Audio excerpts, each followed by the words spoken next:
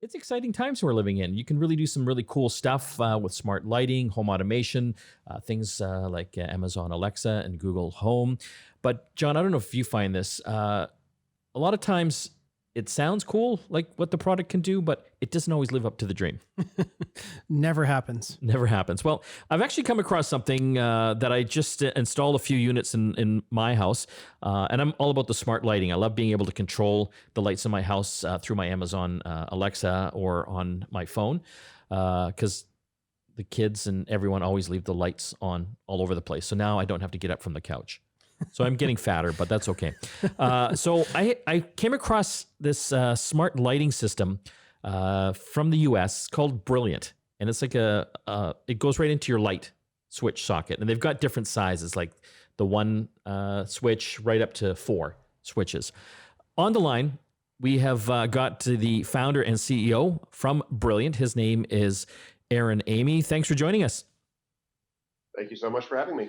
So far, I gotta tell you, Aaron, this thing actually works. We're going to talk about what it does, but it's probably one of the coolest ones that I've come across to date. If you look at it, and again, it comes in the different sizes. The main part of it is a large touch screen that has all the information that you want. So you're able to control your lights. There's actually a video intercom on it as well. So you could actually video intercom between your different rooms. It can tie in with things like your Ring alarm system and cameras and video doorbell. It's voice activated as well. It's like you're living on the Enterprise. It is like I'm in a Star Trek episode. It works. This is like one of the few times where I'm like, this is working too well. What's going to happen? Aaron, tell us about Brilliant. How did you guys start? Yeah, I mean, it started from an experience that I had doing a home remodel project and putting in a lot of different pieces of smart technology. And I found that I really liked them, and they were valuable. They perform useful functions, but I really started to dislike the experience of using my house, because if I'm sitting on my couch and I want to adjust the volume of my music or lock my door or whatever, and I got to go get my phone and authenticate myself to it and launch an app and navigate some menus, and by the time I'm able to do something, I'm really resenting the fact that I have a smart home at all. And I felt really strongly that what we needed was just a capability that was there in the house for anybody who was in the house to be able to use it and to be able to access all of the different functions of the smart home from anywhere in the house. And we decided to do that by replacing a standard light switch with this touch panel with microphones for voice and with camera and so on.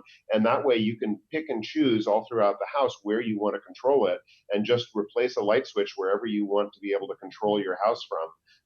And it's just like replacing a standard light switch. It really is a transformative thing in terms of opening up the house for everyone who's in it to be able to use all of the capabilities it has without going crazy with a million different apps or trying to remember exactly what to tell to a voice service or what have you. We do build Alexa into it as well. And it took us about 4.5 years of R&D. It was a lot of work because there's a lot of complexity there, and the hardest thing sometimes is to make things simple. So we've been gratified to have it out in the market for a little over a year now. Aaron, you know what I like about it is being like a nerd, and I do a TV show and radio show around technology. As you can imagine, I have all sorts of crazy stuff in my house, like all different pieces. I've got smart switches from Leviton. I've got smart light switches, Wemo ones. I've got a Sonos music system, Ring video doorbell. What I like is that it actually talks to all of them. It brings them all together. Even my Ecobee thermostat, like I can control everything, not only from that little video panel, but because it's got the Amazon Alexa voice assistant built into it as well, I can control everything with my voice, and it works. And I know I keep saying that. You're probably tired of me saying it, but it doesn't always work out that way. It doesn't always work. It rarely works out that way. Like, how difficult was that, getting all that stuff together, Aaron? Yeah, that's a huge amount of work because there's a lot of complexity, a lot of different APIs, a lot of different partnerships. Fortunately, I think the people providing all of these different kinds of solutions, recognize the importance of the user experience and saw the value of what we were doing. So to use a couple of the examples from your home, Ring was incredibly supportive. We started working with them a year and a half before we launched, and they just saw an early prototype of it and went, "Wow, you're going to be the first people that we give API access to. We'll give you the video feed." Amazon, started working with us 2 years before we launched, and gave us all of the access to the Alexa, to building in Alexa voice services, not just a works with kind of an integration. Similarly, Sonos worked with us from a year plus. We were the first startup company to be in their API program, because it's just kind of magical, when anyone who's in the house can just walk up to the panel and look at all the playlists and favorites and play music and pick the zones that it's in and all that kind of stuff. It's magical when someone's at your door and you don't have to have your phone in your pocket and you don't have to have the ringer on. It'll alert you that there's someone at the door, and you'll see who it is on all of the panels in the house. These are really transformative experiences when it comes to how you can use smart home technology, and particularly how everyone in the house can use smart home technology. So it's not just the resident geek. It's everyone in the house can use it. And that's one of the things that we see that we're proudest of is, when you put in Brilliant controls, suddenly everybody is using Sonos, and nobody resents it. Well, it's kind of cool because I have one of them installed in the kitchen, and that's where everyone congregates. And it's been cool being able to use Amazon Alexa, and just my voice to play the different Sonos songs. But there's still something to be said by going up to a touchscreen and checking out the different playlists, and as you're playing music on it, it actually shows you the song and the cover art from the album or the single as well. I think that's the key thing, though, is being able to browse and see what my options are, Yeah. as opposed to having to memorize a whole bunch of voice commands, for example. I know, because I just keep picking the same 70s acoustic playlist because I can't think of anything else. Can I just talk about privacy, Aaron? There's a camera built into these as well, and that was the first thing my wife zeroed in on because she hates that. Yeah.